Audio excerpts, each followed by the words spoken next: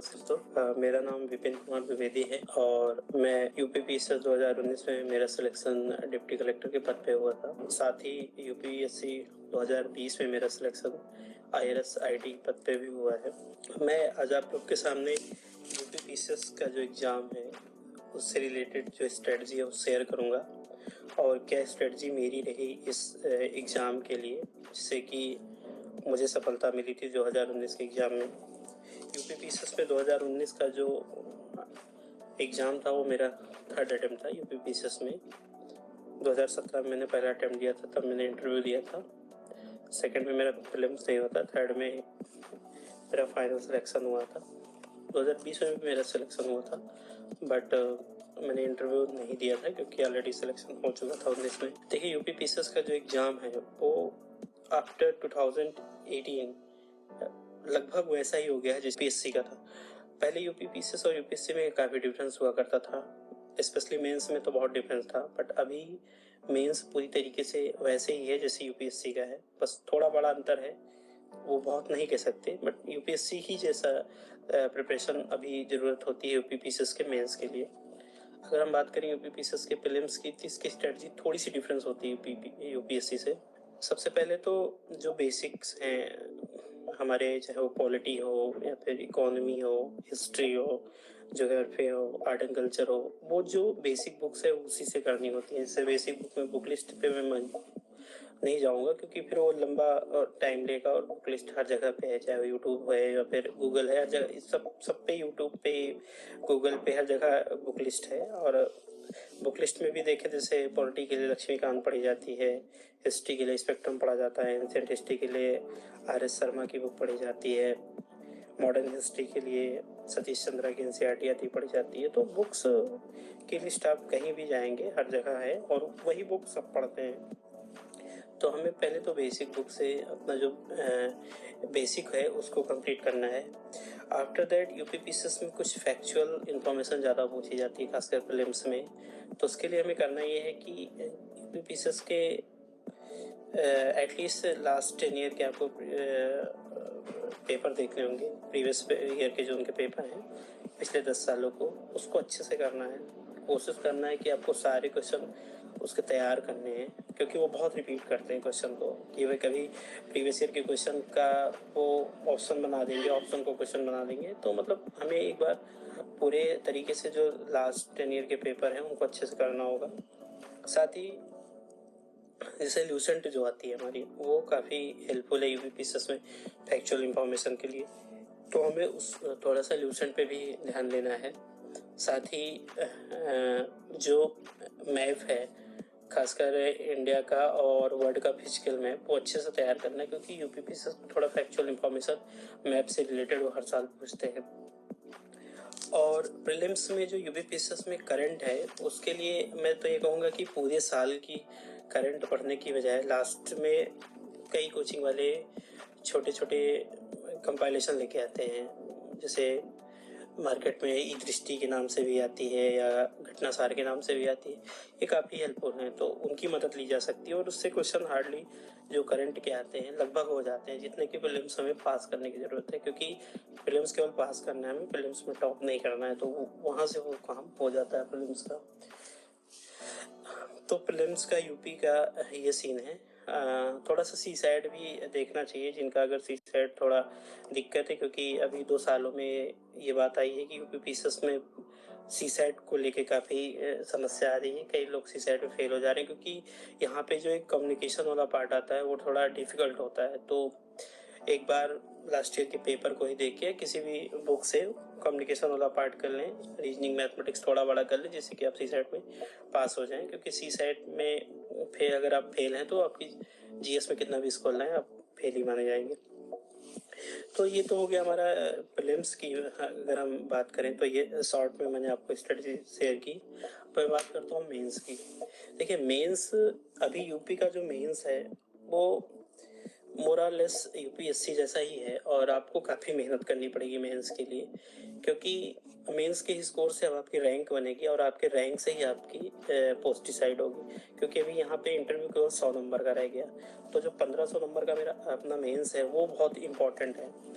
तो उसके लिए सबसे पहले तो ये ज़रूरी है कि आपके चारों पेपर के जो बेसिक है, जैसे पेपर 1 में आपका हिस्ट्री है, ज्योग्राफी है, सोसाइटी है, इसको आप अच्छे से करें। और इसके लिए बुक वही है जो बेसिक बुक आती है, जो सोसाइटी के लिए एनसीईआरटीज पढ़ते हैं लोग, हिस्ट्री के लिए फिर वही स्पेक्ट्रम पढ़ते हैं, ज्योग्राफी के लिए एनसीईआरटीज पढ़ते हैं, किसी कोचिंग के नोट्स आप ले लीजिए। तो ये आपकी जो बेसिक बुक्स हैं GS1 के लिए वो पढ़ लीजिए। GS2 के लिए भी जो बेसिक्स है, चाहे वो लक्ष्मीकांत हो या गवर्नेंस के किसी कोचिंग के नोट्स हो गए, IR के किसी कोचिंग के नोट्स हो गए, तो आप हर पेपर के जो बेसिक बुक्स हैं, नोट्स हैं, वो अच्छे से कवर करिए। इसके बाद जो सबसे ज़्यादा ज़रूरी है वो है आंसर राइटिंग। आप चीज़ों को पढ़ लिए, मटेरियल मार्केट में है, सबको पता है क्या पढ़ना है, कोई भी कोचिंग वाला को सब बता देगा, लेकिन सबसे जो महत्वपूर्ण चीज़ है वो आंसर राइटिंग की। क्योंकि अगर आप आंसर नहीं लिखते हैं, आंसर आप अपने इवेलुएट नहीं कराते हैं, तो पढ़ने का बहुत ज़्यादा फ़ायदा नहीं होगा जब तक आप चीज़ों को प्रेजेंट नहीं करते। और ये स्ट्रेटजी रही कि हम अभी नहीं, आगे चल के सीधे हम एग्जाम में आंसर लिखेंगे या हो जाएगा, ये तो मुझे आ रहा है, ये चीज़ें चल नहीं पाती। क्योंकि वहाँ पे 3 घंटे में आपको 20 क्वेश्चन लिखने होते हैं और टू द पॉइंट लिखने होते हैं, और उसमें आपको इवन सोचने तक का मौका नहीं मिलता। आप तुरंत सोचते हैं, तुरंत लिखते जाते हैं, आप रुक नहीं सकते। क्योंकि आप अगर थोड़ी सी देर रुक गए तो आपका एक क्वेश्चन लॉस हो सकता है, एंड 10 मार्क्स आपके इतने ज़्यादा होते हैं कि आपकी रैंक डिसाइड करते हैं, आपके सिलेक्शन को भी डिसाइड कर लेते हैं। तो आंसर राइटिंग इज मस्ट। आप किसी भी कोचिंग में आप कोचिंग टेस्ट सीरीज ज्वाइन कर लीजिए, वहाँ के आंसर लिखिए, अपने आंसर को लगातार चेक कराते रहिए, और वहाँ से जो फीडबैक है उसका यूज करते रहिए, और उससे अपने आप को लगातार इम्प्रूव करते रहिए। मेरी स्ट्रेटजी ये रही मेंस के लिए, जो कोर स्ट्रेटजी थी कि मैं विजन IAS के लास्ट 4 ईयर के क्वेश्चन पेपर, उनके जो मेंस के टेस्ट सीरीज होते हैं, उनको मैं मार्केट से लाया था। पूरा मैंने कंपाइलेशन करा लिया था अलग अलग, और मैं उन्हीं को बार बार पढ़ता था, और उन्हीं से ही जो मॉडल आंसर होते थे मैं उन्हीं मॉडल आंसर को बार बार पढ़ता था, और उसमें ही अपने और अलग से जो कुछ अगर इन्फॉर्मेशन कहीं से और मिल गई तो उनको ऐड कर लेता था, और इनके जो 365 आते हैं उनका यूज़ करता था। तो लास्ट 2 साल के 365 एंड लास्ट 3 ईयर के इनके जो टेस्ट सीरीज के पेपर थे, इनका कंपाइलेशन यूज़ करके मैंने अपनी पूरी मेंस की स्ट्रेटजी यहीं से तैयार की थी। तो आप आंसर राइटिंग टेस्ट सीरीज और ये जो पेपर वाला है ये चीज़ करिए। साथ ही मेरा सजेशन ये है कि जब आप आंसर लिखिए तो आप इंट्रोडक्शन और अपने कंक्लूजन को काफ़ी अट्रैक्टिव बनाइए, क्योंकि ये 2 महत्वपूर्ण होते हैं आपके आंसर को की क्वालिटी को निर्धारित करने में। आप अगर इंट्रोडक्शन में ही काफ़ी अच्छी इंफॉर्मेशन दे देते हैं तो इससे एग्जामिनर को लगता है कि हाँ, आपकी उस क्वेश्चन को समझा है, और एक्चुअल में आपने उस क्रक्स को समझा है जो आपको लिखना है। आप फालतू की बातें नहीं लिख रहे हैं, क्योंकि टू द पॉइंट लिखना है। 200 वर्ड 250 वर्ड के छोड़ में आपको आंसर लिखने होते हैं। तो मेरी सलाह तो यह है कि आप इंट्रोडक्शन को बहुत अच्छे से लिखिए, और कंक्लूजन को जब भी लिखिए किसी कीवर्ड के साथ खत्म कीजिए। और आप ऐसे कीवर्ड अपनी ही डायरी में बना लीजिए। लाइक अगर आप किसी इकोनॉमी को क्वेश्चन को लिख रहे हैं, इनकेस इंडिया की इकोनॉमी पे कोई क्वेश्चन लिख रहे हैं, तो आप, मेरा सलाह है कि आप उसको ऐसे फ्रेम कीजिए कि इंडिया को अगर 5 ट्रिलियन इकोनॉमी बनना है तो कुछ ऐसा करना होगा। आप एग्रीकल्चर पे कोई क्वेश्चन लिख रहे हैं तो आप ऐसे लिखिए कि फार्मर्स की इनकम को डबल करने के लिए ये किया जा सकता है। आप सिक्योरिटी पे लिख रहे हैं तो आप लिख सकते हैं कि न्यू इंडिया बनने के लिए ये किया जा सकता है। आप अगर लोकल गवर्नेंस पे क्वेश्चन लिख रहे हैं तो आप लिख सकते हैं कि जो हमारा लोकतांत्रिक विकेंद्रीकरण की जो अवधारणा थी उसको अगर हमको एक्चुअल में इम्प्लीमेंट करना है तो हमें ये करना चाहिए। आप एथिक्स के आंसर को लिख रहे हैं तो आप किसी अच्छे कीवर्ड के साथ खत्म कर सकते हैं। तो आप जब भी आंसर को लिखिए तो अपने कंक्लूजन को बहुत ही स्पेसिफिक बनाइए, आप वेग में ना जाइए। आप पॉलिसी से ख़त्म कर सकते हैं कि गवर्नमेंट की किसी स्कीम के साथ लिख सकते हैं। अगर आप पेपर 2 के आंसर लिख रहे हैं तो आप किसी कमेटी का जिक्र कर सकते हैं। लाइक लोकल गवर्नेंस लिख रहे हैं तो किसी कमेटी का जिक्र कर सकते हैं। राज्यपाल पे कोई क्वेश्चन आया है तो बहुत सारी कमेटी आई, चाहे वो कई सारे कमीशन आए, चाहे पूंजी कमीशन हो या फिर और जितने भी कमीशन आए, तो आप इनके साथ अपने आंसर को क्या है कंक्लूड कर सकते हैं। तो आपका जो आंसर होगा वो स्पेसिफिक हो जाएगा, और एग्जामिनर को लगेगा कि आपने आंसर को क्वेश्चन को समझा है और आप डिमांड से भटके नहीं हैं। तो एक तो ये है।